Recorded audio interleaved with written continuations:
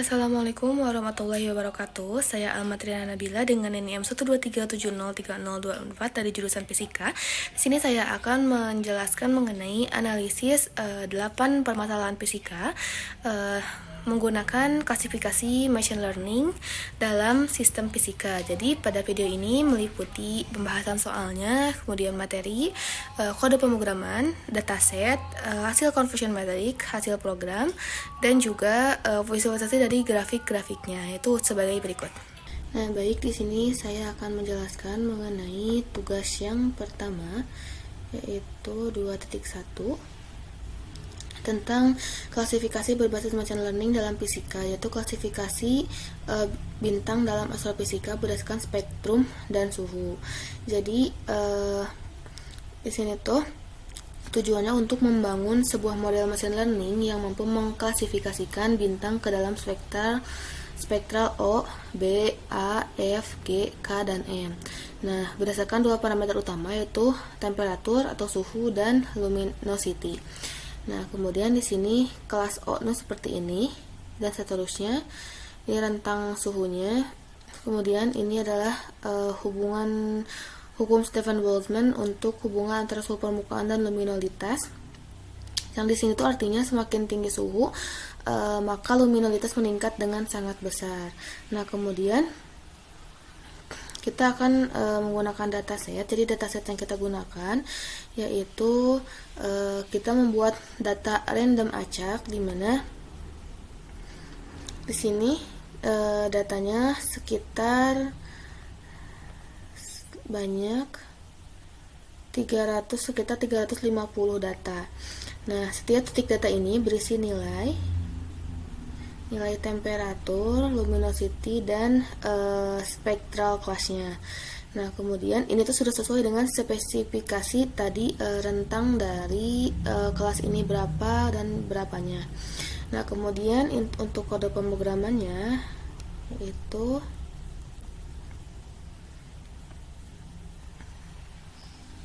di sini kita bisa seperti biasa mengimport library, import Panda, kemudian Matplotlib untuk grafik, Seaborn, AskSNS, Escalon, kemudian untuk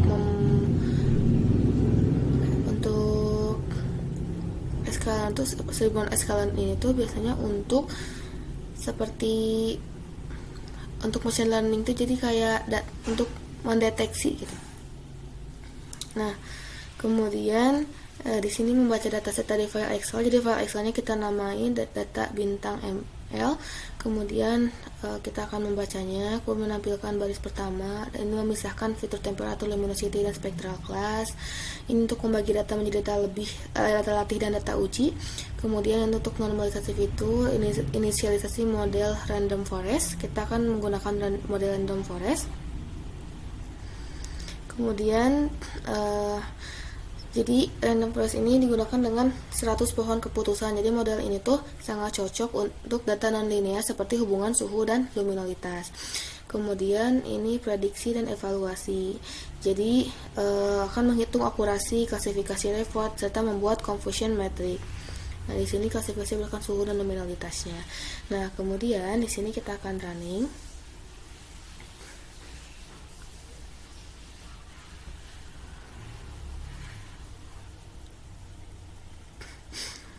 Nah,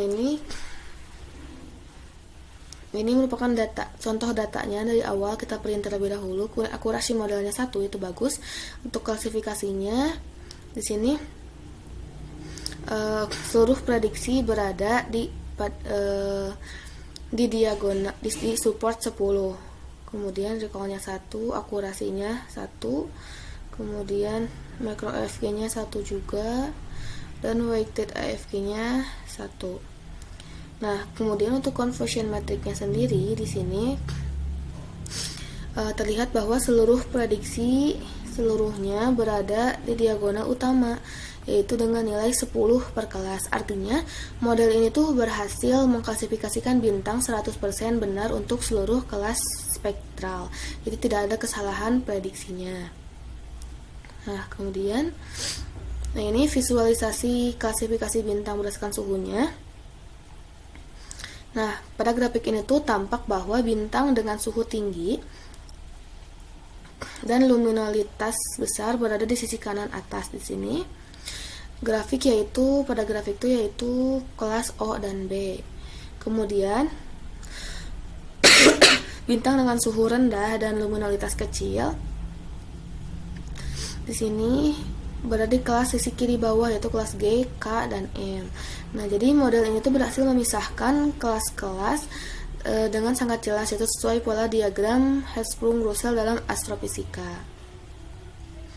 Nah, ini untuk nomor 1. Jadi, untuk nomor 1 ini kan menggunakan random forest, sangat efektif untuk klasifikasi bintang berdasarkan sifat fisiknya. Nah, model yang dibangun pun mencapai akurasi 100% pada dataset uji. Nah, kemudian kita akan lanjut ke nomor 2. Nah, di sini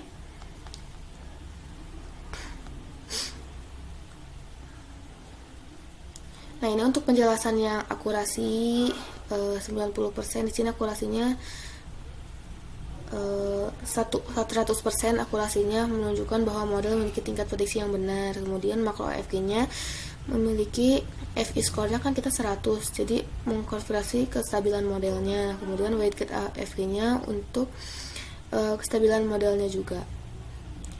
Nah, kemudian di sini untuk nomor 2 selanjutnya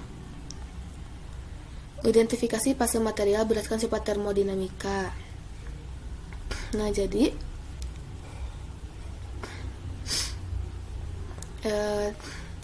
karena kan dalam fase material itu terdapat 3 fase, itu padat, cair, dan gas. Kemudian padatnya itu material memiliki struktur molekul yang teratur dengan sedikit ruang molekul. Kemudian untuk cair seperti ini memiliki volume tetap. Kemudian di sini gasnya molekul terpisah dengan jarak yang jauh.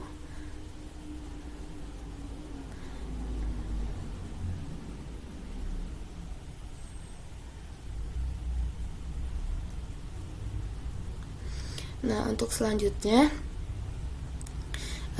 diagram fase di sini untuk menunjukkan hubungan antara suhu, tekanan, dan fase material. Nah, di sini tuh kan menggunakan persamaan fisika ya, VV-NRT untuk gas ideal dan sebagainya. Ini untuk kita akan membuat datasetnya terlebih dahulu.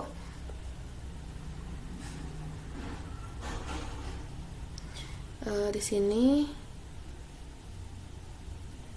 datasetnya yaitu yang fase material. Nah, di sini ada suhu 100, tekanannya 1, volumenya 0,01 dan fase materialnya padat dan sebagainya. Jadi dataset ini. Kemudian kita akan membuat program klasifikasi fase material dengan decision tree classifier. Nah, di sini kita akan coba buka kode pemrogramannya. Nah, kita akan import library seperti biasa, kemudian membaca datasetnya kita masukkan juga nama filenya data fase material. Jadi file itu harus satu folder dengan file kodenya. Ini untuk memisahkan fitur data label tidak jauh beda sama yang tadi, tapi ini menggunakan decision tree bukan random forest. Nah, kemudian jadi ini tuh dataset dibaca dari file Excel menggunakan read Excel. Pada read Excel, kemudian baris pertama dari file tersebut akan menetapkan header dan kolom awalnya. Kemudian data ini dipisahkan. Nah, menjadi data latih dan data uji menggunakan train test split dengan proporsi 75% data latih dan 25% data uji. Nah, kemudian dilakukan proses normalisasi di sini tuh supaya skala suhu, tekanan, dan volume berada dalam rentang yang seragam. Kemudian model dilatih di sini dan ini akan menampilkan visualisasi convolution matrix-nya. Nah, sebaran data hasil prediksinya. Kemudian kita akan running.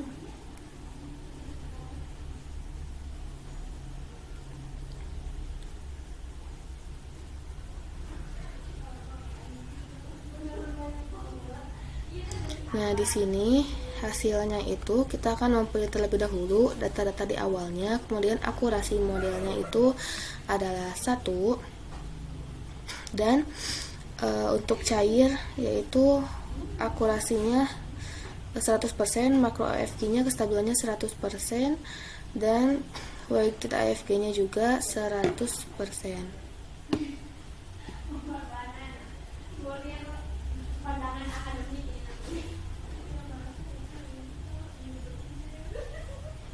Nah, kemudian di sini untuk klasifikasi fase materialnya ini diagonalnya yaitu 1 nilainya, dan jadi menjelaskan bahwa grafik ini tuh pada kelas cair, kelas gas, dan kelas padat memiliki nilai 1 pada diagonal utama dan lain-lainnya tuh 0. Nah, jadi secara langsung itu secara seluruh data uji berhasil diprediksi dengan benar, jadi tidak ada kesalahan prediksi antara kelas 1 dengan kelas lainnya. Nah, secara visual di sini area biru tua dengan angka 1 pada diagonal menjelaskan prediksi benar. Kemudian angka putih lainnya menunjukkan tidak adanya salah klasifikasi. Nah, kemudian kita close. Nah, ini data visualisasi grafiknya, di mana ini tuh merupakan visualisasi sebaran dari data uji berdasarkan suhu dan volume serta hasil prediksi fase material oleh model. Nah, setiap titik di sini tuh mempresentasikan satu sampel data dengan posisi sesuai nilai suhu dan volume. Nah, di sini warna pada titik-titik ini menandakan fase material. Misalnya ungu di sini untuk padat, kemudian hijau untuk cair, dan kuning untuk gas. Jadi di sini terlihat bahwa titik volume sangat kecil dan suhu rendah diklasifikasikan sebagai padat. Kemudian untuk volume sedang dan suhu menengah diklasifikasikan sebagai cair. Kemudian titik dengan volume besar dan suhu tinggi diklasifikasikan sebagai gas. Nah, seperti itu untuk klasifikasi fase material berdasarkan suhu dan volume. Untuk selanjutnya, yang nomor 3 yaitu tentang klasifikasi gelombang gravitasi berdasarkan pola deteksi. Nah,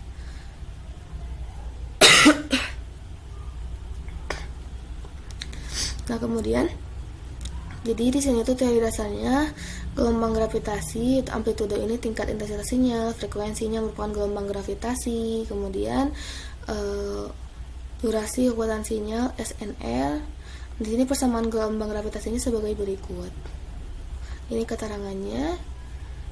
Nah, kita untuk lanjut ke jadi di soal ini tuh kita diminta untuk membangun sebuah machine learning yang mampu mengenali jenis peristiwa gelombang gravitasi berdasarkan pola sinyalnya. Nah, peristiwa astrofisika ini seperti penggabungan lubang hitam, kemudian penggabungan bintang neutron, dan supernova. Nah, sehingga menghasilkan sinyal gelombang gravitasi yang memiliki karakteristik berbeda, terutama pada frekuensi, amplitudo, dan juga durasi sinyal. Nah, kemudian dengan memanfaatkan dataset kecil ini, berisi 3 fitur tersebut, kita akan membuat model latih KNN untuk memprediksi jenis peristiwa yang terjadi. Nah, di sini karena gelombang gravitasi sendiri adalah riak dalam ruang waktu yang dihasilkan oleh peristiwa astrofisika yang sangat energik seperti penggabungan bintang neutron atau lubang hitam. Nah, kemudian setiap peristiwanya memiliki pola sinyal yang berbeda. Misalnya supernova memiliki durasi yang lebih panjang, sedangkan penggabungan lubang hitam memiliki frekuensi dan durasi yang lebih pendek. Nah, pola-pola inilah yang kemudian menjadi dasar bagi machine learning untuk melakukan klasifikasi. Nah, sedangkan algoritma KNN ini bekerja dengan mencari tetangga terdekat di ruang fitur. Jadi data baru akan diprediksi berdasarkan kelas yang paling banyak muncul di antara kekelilingnya atau tetangga-tetangganya. Nah, kemudian datasetnya. Nah, ini datasetnya yang terdiri dari PDF, kita pindahkan di Excel. Seperti ini frekuensi, amplitudo, durasi, dan jenis peristiwa. Kemudian untuk kode pemrogramannya ini di sini pertama seperti biasa mengimport library-nya. Kemudian membaca dataset dari file yang telah kita buat. Kemudian ini menampilkan baris awal seperti biasa, ini normalisasi fitur, inisiasi dan pelatihan model KNN. Itu jadi menggunakan model KNN menggunakan 3 sekelilingnya, 3 tetangga, 3 naik bor, lalu dilatih. Kemudian menggunakan prediksi dan data uji menggunakan classification report. Nah ini classification report serta membuat grafik convolution matriknya. Nah kita coba running.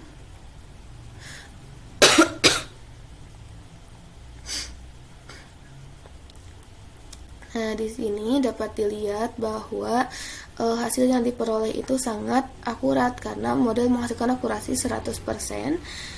Yang artinya seluruh data pengujian berhasil dipilih dengan benar. Semua nilai precision ini, precision recall F1 score juga menunjukkan nilai sempurna itu 1.0 untuk setiap kelas. Nah, di sini akurasi modelnya 1, kemudian ini data awalnya.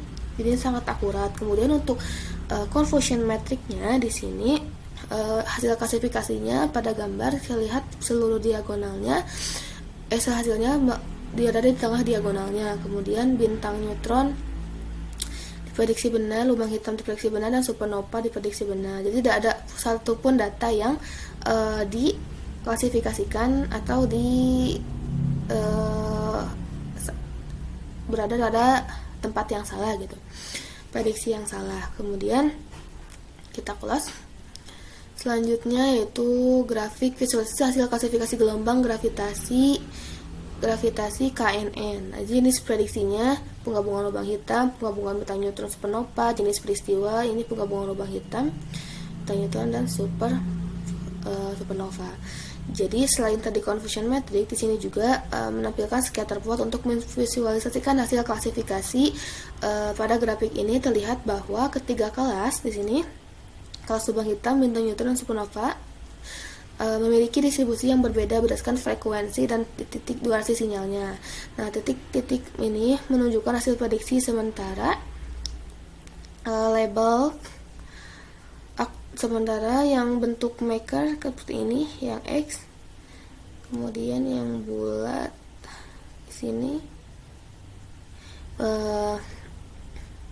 menunjukkan label aktualnya. Jadi pola yang terpisah ini menjelaskan kenapa model KKNN dapat mengenali jenis peristiwa dengan sangat baik. Nah, jadi dapat disimpulkan bahwa model KNN ini mampu mengklasifikasikan jenis peristiwa gelombang gravitasi dengan sangat baik menggunakan fitur frekuensi, amplitudo, dan durasi meskipun datasetnya sedikit. Nah, bahkan akurasinya itu bisa mencapai 100%. Nah, untuk selanjutnya kita akan ke soal nomor 4.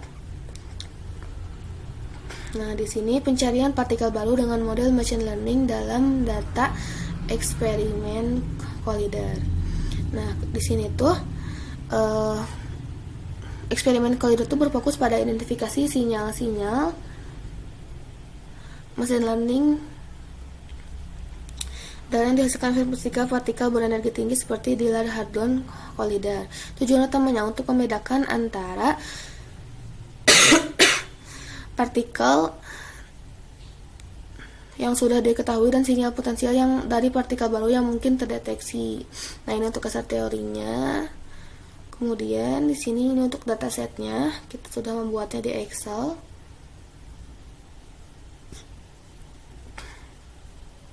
Nah, jadi ini misalkan pada transverse momentum 45 GeV per C, invarian masanya seperti 125, sudut peluruhannya 1,57, sudut azimutnya 3,14, energi totalnya 130, dan labelnya itu dikenali. Kalau anomali yaitu keterangannya seperti ini. Nah, jadi dalam teori seperti Dillard-Hadron Collider ini, proton ditabrakkan dengan energi sangat tinggi menghasilkan partikel-partikel baru. Nah, parameter yang diukur ini biasanya transverse momentum seperti yang ada pada data partikel ini. Kemudian partikel yang sudah dikenal akan mengikuti pola tertentu pada parameter-parameter. Nah, sedangkan partikel baru atau yang aneh akan muncul sebagai outlier atau data yang tidak mengikuti pola umum tersebut. Nah, karena itulah kita akan menggunakan isolation forest, yaitu algoritma yang sangat cocok untuk mendeteksi anomali. Nah, isolation forest ini tidak memerlukan label ketika dilatih, sehingga cocok untuk data eksperimen fisika yang seringkali jumlah anomali sangat sedikit.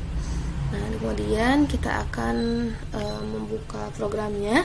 Di sini untuk pemrogramannya, yang pertama ada import library-nya, kemudian membaca dataset, kemudian menyiapkan fitur-fiturnya. Di sini karena kan pada Excel disebutkan bahwa transfer momentum, invarian massa, sudut peluruhan, sudut azimut, dan energi total. Kemudian di sini akan menyiapkan fiturnya, kemudian dinormalisasi, diinisialisasi model isolation forest-nya, dan dilatih data isolation forest-nya. Kemudian akhirnya akan menghasilkan visualisasi confusion matrix, visualisasi hasil deteksi anomali. Nah, kita akan coba running.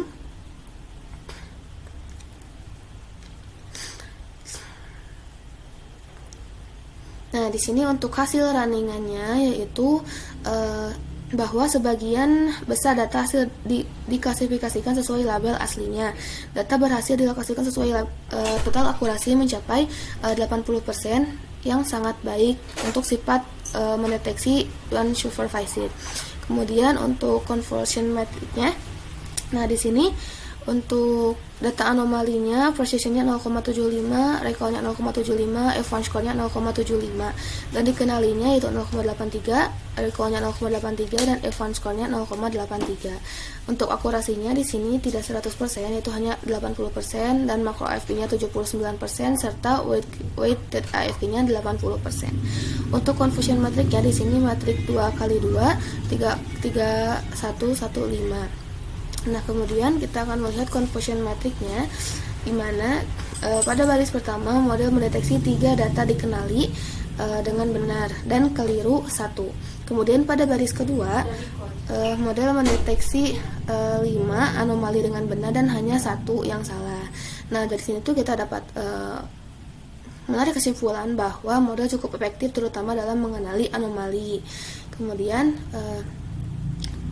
di sini visualisasi scatter plot-nya memplot transverse momentum dan invarian massa. Jadi warna biru di sini menunjukkan data yang diprediksi sebagai dikenal, kemudian yang merah ini sebagai anomali. Terlihat bahwa titik merah menyimpang dari pola kelompok biru, karena kelompok biru sekitaran sini dan merahnya menyimpang. Jadi di sini tuh menganggapnya bahwa itu sebagai partikel baru. Jadi secara keseluruhan dengan menggunakan isolation forest kita dapat mendeteksi sinyal-sinyal anomali pada data kolida dengan cukup akurat. Nah, kemudian selanjutnya kita akan membahas mengenai soal 2.5, itu deteksi dark matter berdasarkan data dari detektor sirogenik dalam fisika partikel. Nah, bertujuan untuk mengidentifikasi sinyal-sinyal dari partikel kandidat dark matter yang sangat sulit dideteksi. Jadi dark matter adalah bentuk materi yang tidak memancarkan, menyerap atau memantulkan cahaya, tetapi pengaruh gravitasinya tampak dalam pergerakan galaksi. Nah, kemudian di sini dataset yang kita gunakan ini berisi tiga ini, yaitu foton energi, ionisasi, durasi sinyal, dan juga label. Nah, label pada data ini menunjukkan apakah sinyal tersebut merupakan dark matter atau hanya noise saja. Kemudian di sini kita akan membuka kode pemrogramannya kali 5. Nah, di sini tuh seperti biasa mengimport library-nya, kemudian membaca datasetnya dari file yang ini, memisahkan fitur dan label, membagi data latih dan data uji, karena kan harus dilatih dulu datanya, kemudian memprediksi, dievaluasi modelnya, kemudian dihasilkan hasil visualisasi convolution matrix dan visualisasi klasifikasi scatter 3D-nya. Kita akan coba running. Nah, di sini dapat dilihat bahwa akurasi modelnya yaitu 1, kemudian atau 100%, yang berarti seluruh data uji berhasil diprediksi dengan benar. Nah, pada classification report, laporan klasifikasi baik dari kelas dark matter atau noise Di sini tuh memiliki nilai precision, recall, dan F1 score sebesar 1. Ini menandakan bahwa model bekerja dengan sangat baik. Nah, untuk confusion metricnya, di sini confusion metric deteksi dark matter atau SPM. Dark matter jadi data 2 sinyal dark matter yang aktual berhasil diprediksi, kemudian 1 sinyal noise juga berhasil diprediksi dengan noise. Jadi ini kan diagonal, jadi prediksinya benar, sedangkan kotak yang lain itu nilainya 0, berarti tidak ada salah klasifikasi. Kemudian sini, nah ini untuk visualisasi 3D-nya, di mana titik berwarna kuning ini menunjukkan sinyal dark matter, sedangkan titik berwarna ungu di sini mewakili noise. Jadi terlihat bahwa kedua kelas ini memiliki pola yang berbeda. Sinyal dark matter cenderung memiliki energi foton dan ionisasi lebih tinggi serta durasi sinyal yang lebih panjang. Karena itulah pemisahan datanya jelas, maka SPM ini tuh dapat membuat decision boundary yang akurat dan menghasilkan prediksi yang sempurna. Nah, kemudian support vector machine atau SPM ini tuh sangat efektif untuk mendeteksi sinyal dark matter berdasarkan data sirogenik dengan fitur energi pohon, ionisasi dan energi foton, ionisasi dan durasi. Nah, jadi model itu dapat membedakan mana dark matter dan mana noise dengan akurasi yang sangat sempurna.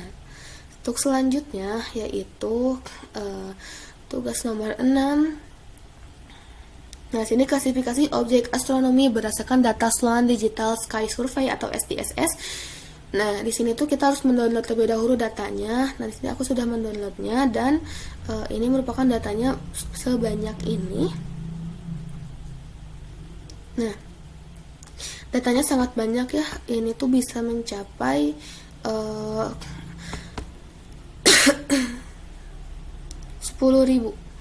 Nah, jadi SDSS ini tuh adalah salah satu survei astronomi optik yang menghasilkan data fotometrik dan spektroskopik dari objek-objek langit. Nah, seperti galaksi, bintang, dan kuasar. Di setiap objek ini tuh diukur berdasarkan posisi dan tingkat kecerahan pada beberapa filter cahaya, sehingga data ini bisa dipakai untuk membedakan jenis objeknya.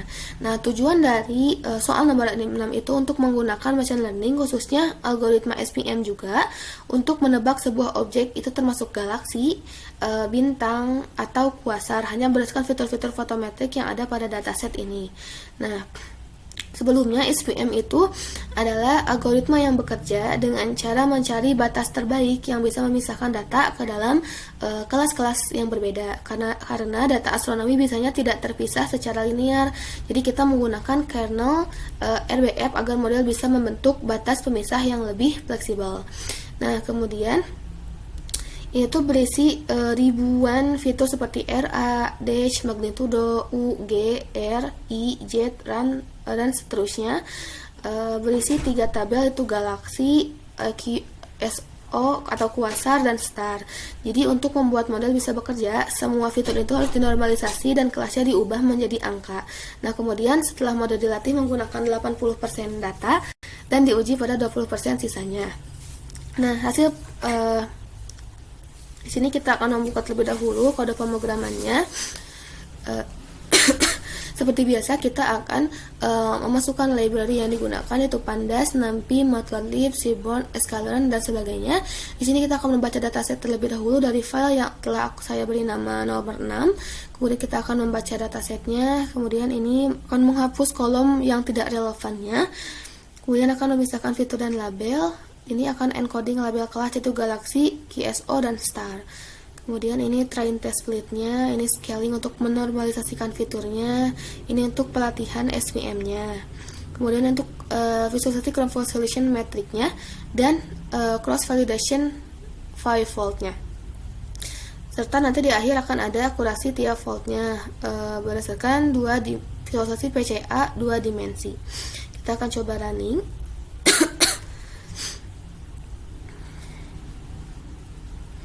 Nah, di sini dapat dilihat bahwa ini print data awalnya, kemudian kolom yang tersedia di Excel-nya seperti ini. Fitur yang digunakan yaitu hanya ini, objeknya jadi tidak digunakan, kemudian labelnya itu start, galaxy, dan QSO.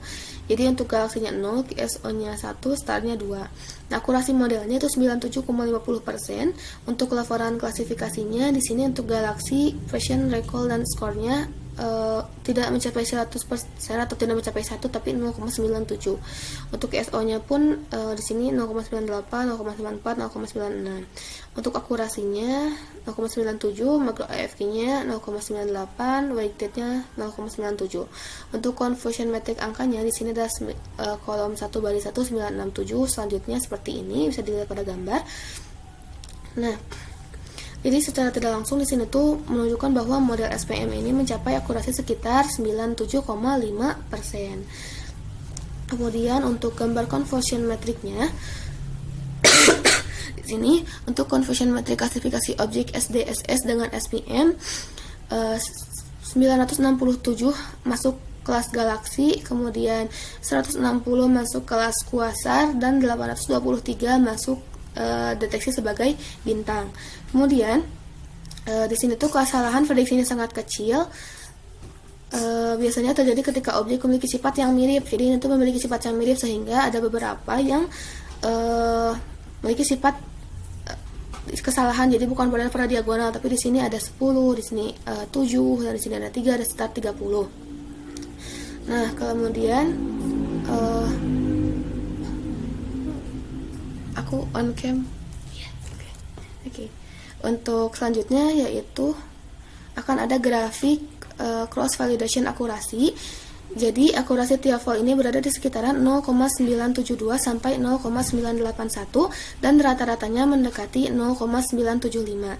Ini menandakan bahwa model stabil, tidak overfitting, dan performanya konsisten pada setiap pembagian data yang berbeda. Kemudian di sini terdapat visualisasi VCA SDSS dua dimensinya, yaitu setiap titik ini tuh mewakili objek astronomi, sedangkan warnanya menunjukkan kelasnya. Di sini tuh ada ungu galaksi, hijau QSO, dan kuning itu star atau bintang. Nah, jadi visualisasi itu memperkuat alasan mengapa SPM cocok dengan kernel nonlinear dan cocok digunakan untuk dataset yang abstrak dan banyak seperti ini. Jadi kesimpulannya di sini bahwa SPM itu mampu mengklasifikasikan objek astronomi dari dataset SDSS dengan akurasi tinggi. Nah, kemudian selanjutnya kita akan maju ke nomor 2.7 atau ke nomor 7. Prediksi massa elektron dari CERN Electron Collision Data. Jadi CERN itu atau European Organization for Nuclear Research adalah pusat penelitian fisika partikel terbesar di dunia yang melakukan berbagai eksperimen menggunakan akselerator partikel untuk memahami sifat dasar alam semesta. Nah, di sini tuh salah satu eksperimen yang digunakan tuh kita akan mengambil data dari Kaggle dataset dari Fede Soriano, yaitu ini Excel-nya sama juga banyak, yaitu sekitar 10.000 data juga.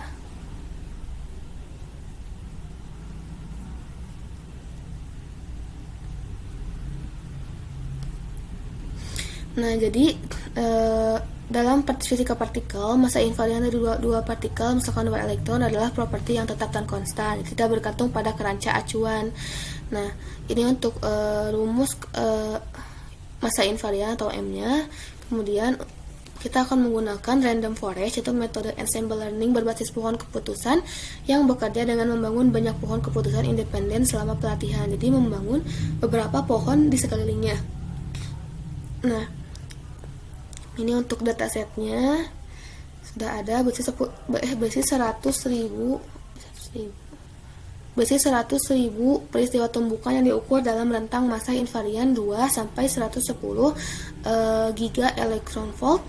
Dataset ini mampu mendeskripsikan elektron yang bertumbukan.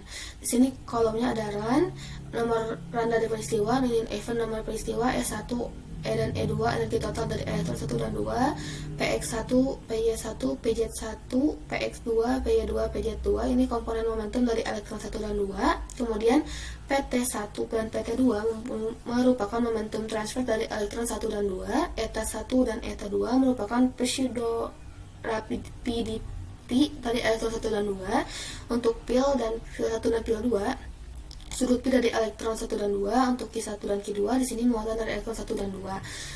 Dengan M, masa invarian dari 2 elektron adalah target prediksi. Nah, kemudian di sini kita akan membuka kode pemrogramannya. Itu kurang lebih sama seperti sebelum-sebelumnya, itu membentuk dataset, menghapus kolom yang tidak relevan, mendiagnosis dan pembersihan data. Ini ubah INF menjadi none, drop baris dengan target M dikali dengan none. Nah, kemudian kita akan coba running.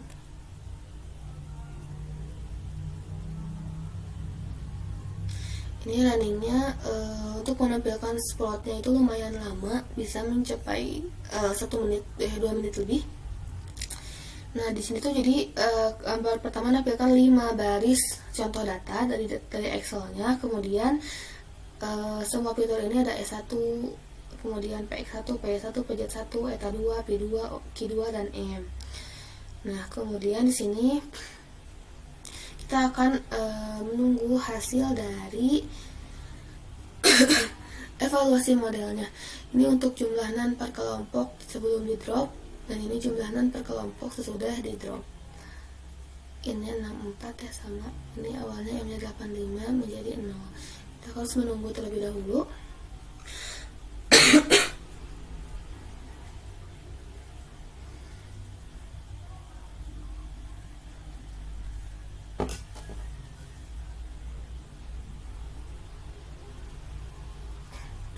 Nah, di sini sudah muncul hasilnya, yaitu hasil evaluasi model random forest menunjukkan bahwa prediksi massa invariance 2 elektron berada pada tingkat akurasi yang sangat tinggi, di mana nilai cross validation RMSE score-nya untuk vol 1 yaitu 6,30. Kemudian vol 2 6,16, vol 3 6,39. Jadi di sini tuh rata-ratanya 6,28, menandakan bahwa model stabil dan tidak mengalami overfitting. Kemudian pada data ujinya menghasilkan RMSI sebesar 5,68, MAE atau mean absolute error-nya sebesar 3,88 giga elektron volt, serta koefisien determinasinya 0,95. Jadi nilai R kuadrat ini yang mendekati 1 menunjukkan bahwa model mampu menjelaskan 95% variasi massa invarian dari data sebenarnya, sehingga prediksi yang dihasilkan sangat dekat dengan nilai observasi. Nah, kemudian di sini untuk data prediksi versus nilai sebenarnya, di sini tuh dapat dilihat bahwa plot ini tuh memperlihatkan hubungan antara massa invarian dengan massa hasil prediksi model. Titik data yang menumpuk sepanjang garis merah diagonal ini tuh menunjukkan bahwa prediksi model sangat dekat dengan nilai aslinya. Jadi semakin rapat titik terhadap garis, semakin akurat prediksinya, dan ini terbukti sangat baik. Kemudian di sini ada distribusi error prediksi massa varian, menampilkan sebaran nilai error selisih antara nilai sebenarnya dan prediksi. Distribusi error ini tampak simetris dan terkonsentrasi di sekitar titik 0, menandakan bahwa model tidak bias dan melakukan prediksi secara konsisten. Dalam rentang error yaitu minus 15 hingga plus 15 gelombang elektron volt dengan mayoritas error mendekati 0. Nah, untuk selanjutnya itu grafik batang random forest feature importance. Di sini tuh menunjukkan kontribusi relatif setiap fitur fisika terhadap proses prediksi massa invarian oleh model. Nah, berdasarkan hasil ini, yang paling berpengaruh adalah momentum transfer elektron atau PT2 dan PT1 yang menyumbang pengaruh terbesar terhadap nilai massa M. Nah, kemudian yaitu fitur energi total 1 dan 2, kemudian PZ2 dan PZ1. Nah, jadi ini merupakan Fitur-fitur yang paling berpengaruh dalam memprediksi massa invarian adalah massa transport dan energi elektronnya. Nah, untuk selanjutnya kita akan ke nomor terakhir, yaitu nomor 8, mengenai pencarian partikel baru dari CERN Electron Collision Data. Jadi CERN ini adalah pencarian partikel baru yang mungkin menunjukkan adanya fenomena fisika baru. Jadi, untuk mengenali anomali yang mungkin mengidentifikasikan adanya partikel baru atau fenomena yang belum diketahui. Untuk datasetnya kita download di Kaggle juga. Nah, seperti ini.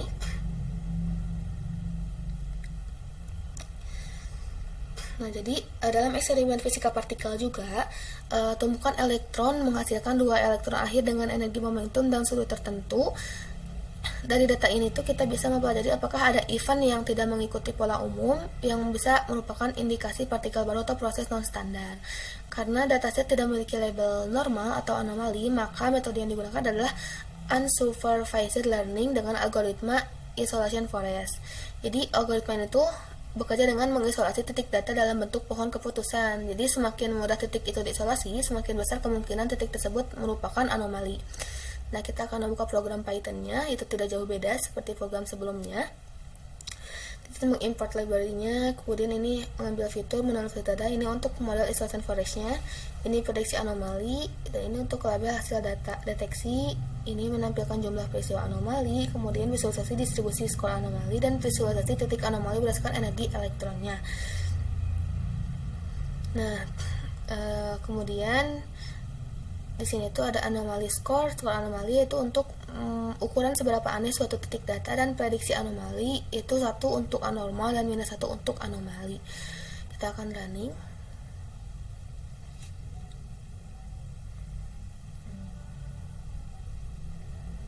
Nah, di sini contoh datanya yaitu data-data awalnya. Jumlah peristiwa anomali yang terdeteksinya dari 100.000 peristiwa dalam dataset, model mendeteksi 1.000 peristiwa sebagai anomali. Jadi sesuai parameter yang kita berikan itu 1%. Kemudian ada grafik scatter, itu ya distribusi skor anomali. Di sini menunjukkan bahwa skor anomali yang dihasilkan isolation forest. Jadi kita dapat melihat bahwa sebagian besar event memiliki skor yang tinggi, artinya normal. Sementara itu dari daerah skor ekor di sebelah kiri menggambarkan event-event dengan skor rendah, yaitu kandidat-kandidat anomali. Kemudian, nah di sini untuk distribusi anomali berdasarkan energi elektronnya. Jadi grafik menunjukkan hubungan antara energi elektron pertama dan kedua. Di sini energi elektron 1 dan energi elektron 2. Titik berwarna biru ini adalah peristiwa normal dan titik merah ini adalah peristiwa anomali. Jadi dari grafik itu dapat terlihat bahwa event anomali cenderung muncul pada wilayah energi yang jarang, misalnya energi elektron sangat tinggi atau kombinasi energi yang tidak umum. Nah, pola itu sangat menarik karena dalam fisika partikel, peristiwa langka sering menjadi kandidat untuk studi lanjutan untuk melakukan riset selanjutnya. Nah, jadi program itu menunjukkan bahwa metode machine learning seperti isolation forest dapat digunakan untuk menyaring peristiwa-peristiwa langka dalam data tumpukan elektron. Visualisasi menunjukkan bahwa sebagian kecil event memang terletak di wilayah kinematika yang tidak umum dan berpotensi menjadi anomali. Nah, mungkin cukup sekian dari latihan 1 untuk membuat metode klasifikasi machine learning dalam sistem fisika, yaitu sebanyak 8 soal tadi. Mohon maaf ada kesalahan. Wassalamualaikum warahmatullahi wabarakatuh.